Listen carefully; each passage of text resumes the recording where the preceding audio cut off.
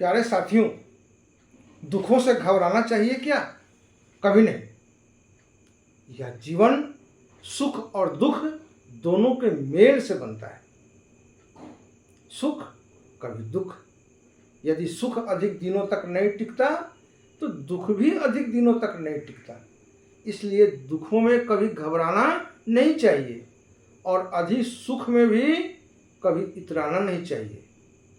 कविवर पंत ने लिखा, सुख दुख के मधुर मिलन से यह जीवन हो परिपूर्ण। सुख दुख के मधुर मिलन से यह जीवन हो परिपूर्ण। फिर घन में ओझल हो शशि, फिर घन में ओझल हो शशि, फिर शशि में ओझल हो घन। कभी बादलों में चांद छुप जाता है तो कभी बादलों की ओट से चांद निकल जाता है और जगत में संसार में प्रकाश फैला देता है।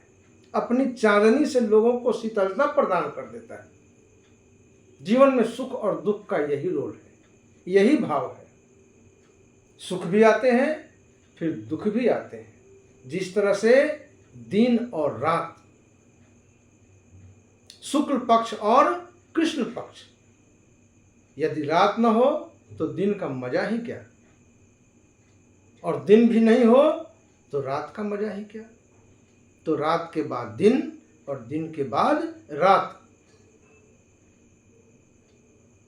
प्रेमचंद की कहानी दो बैलों की कथा में आपने देखा किस तरह से दोनों बैल हीरा और मोती अपने जीवन में कष्ट झेलते हैं। जीवन में सब कुछ ठीक चल रहा था, लेकिन वे चले जाते हैं दूसरे के यहाँ और फिर वहां उन्हें नाना प्रकार के कष्ट झेलने पड़ते हैं। कभी होश में जाना पड़ता है, भूखे प्यासे रहना पड़ता है। लगता है कि उनका जीवन समाप्त हो जाएगा। वे कसाई के हाथों में पड़ जाते हैं, लेकिन हिम्मत नहीं हारते। अपने साथी संगी को नहीं छोड़ते, अपने दोस्तों को नहीं छोड़ते। और फिर वे एक दिन उस संकट से उबर जाते हैं, निकल जाते हैं और फिर अपने मालिक झूरी के यहाँ पहुंच जाते हैं।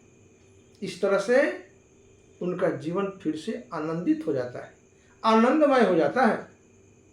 इसलिए साथियों, सुख में अधिक इतराना नहीं और दुख से कभी घबराना नहीं। अगर दुख है तो सुख आएंगे, इसलिए घबराने की आवश्यकता नहीं है। ये बातें गांठ बांध लो।